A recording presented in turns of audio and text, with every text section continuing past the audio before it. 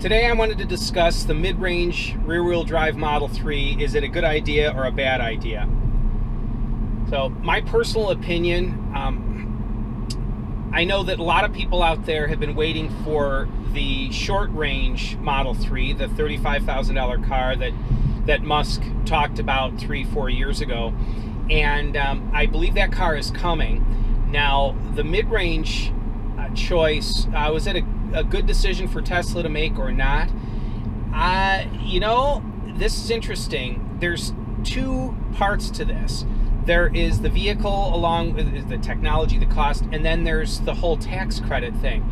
So I've heard people argue the fact that the tax credit is running out, and those of us that could afford a nicer car, we are getting the tax credit, and yet we can afford to not have a tax credit. And those families that really need the tax credit are the ones that can't afford the higher end $50,000, $60,000 Model 3s. They're waiting for the $35,000 car.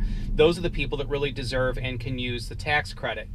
Now, I bring this up because the mid-range car is not 35 grand, it's 44, so it's not cheap. And with the interior, premium interior pack, it'd be 44. It's not the 49,000 that the long-range car is. So it's cheaper than this car, but still not the 35,000. And it's important to look at both items, both the tax credit issue and the release of this vehicle, because those that can only afford a $35,000 car most likely don't have a $7,500 federal tax burden to contend with. They probably have a $3,000 or $4,000 tax burden to contend with, and the tax credit goes from $7,500 to $3,750 for the remainder of whatever quarter that begins at, which is roughly now, I think, and continues through another full quarter. So we have another several months that you can get the full $7,500 tax credit. But then after that, you have the $3,750 tax credit for a period of time. And I believe that those of us that have bought the $50,000 to $60,000 Model 3s, we are the ones that can actually take full advantage of the $7,500 tax credit, because we earn enough to have that much tax burden to make use of it. Those that need the less expensive car won't have such a high tax burden, and the $3,750 tax credit will suit them just fine.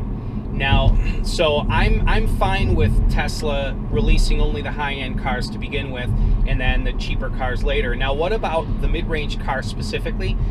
As far as the mid-range car goes, I think it's a brilliant move. The reason I think that, a couple things. First, the long-range car, this car, they rate at 310 miles. Mine's 307 at a full charge. They vary a little bit, but over 300 miles of range on a charge. Really, really long range. Very few people need that much range, unless you're doing a lot of state-to-state driving. Now, the short-range car, they're saying, is 220 miles of range. Is that enough? It's enough for most people. But I think it's wise to have this 260-mile mid-range car for a couple of reasons. One, it puts the car higher in range than any other EV out there, other than any non-Tesla EV, such as the Chevy Bolt. Number two, it does give people the opportunity to get into a Model 3 in a less expensive, for less cost, without having to wait longer for the short-range car. For some people, that extra $5,000 of savings makes a really big difference, and I understand that. So I think that it's still very high range. It's saving people money. It's a brilliant move. What it also does is it helps separate Tesla's product line a little bit. And for me, I'm kind of thrilled, because I think that the long-range rear-wheel drive cars like this, not that they're rare by any stretch, but they're going to become sort of the oddball. 3 or 4 years from now, it'll be, oh, you have a long-range rear-wheel drive car? Well, that's odd. I thought all the rear-wheel drive cars were shorter range. No, the early cars, you could get long-range rear-wheel drive.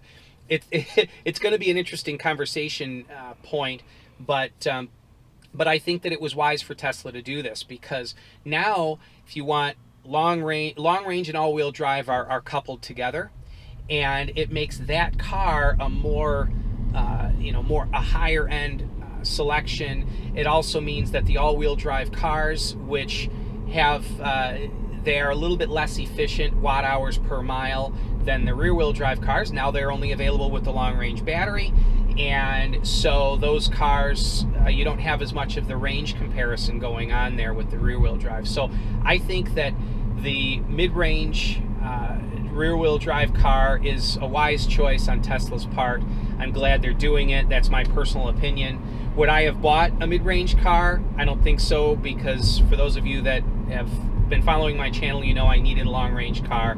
But I do think it's a wise choice. What it also does is allows people who want autopilot but couldn't afford it, now they can opt to reduce their range and use that money to purchase autopilot instead. So you can decide, do I want 50 more miles of range, or do I want autopilot for my $5,000 that I have? So anyway, let me know your thoughts. Go ahead and give me a thumbs up, like and subscribe. If you'd like some help on supercharging costs, feel free to use my referral code in the description below. I've had several people have already used it, and I've got some cool videos coming up regarding the gifts from Tesla that I have coming because of the referrals I've gotten. So for those of you that have used my referral code, thank you very much.